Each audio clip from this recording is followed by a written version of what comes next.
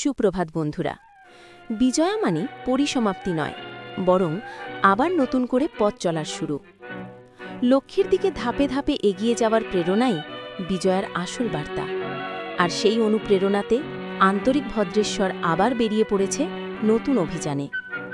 মনে হতে পারে কিসের আবার অভিযান?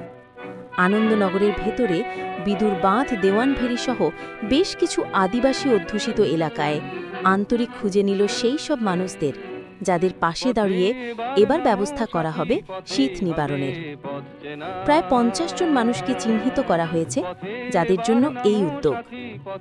আগামী রবিবার অনুষ্ঠিত হবে চক্ষুদান সচেতনতা শিবির। তারপরই শুরু হবে প্রস্তুতি শীতের আগে উষ্ণতার এই যাত্রাকে সম্পূর্ণ করার। আন্তরিক উষ্ণতা বিতরণ ২০২৫। এটাই আন্তরিক, এটাই ভালোবাসা, এটাই মানবতার স্পন্দন।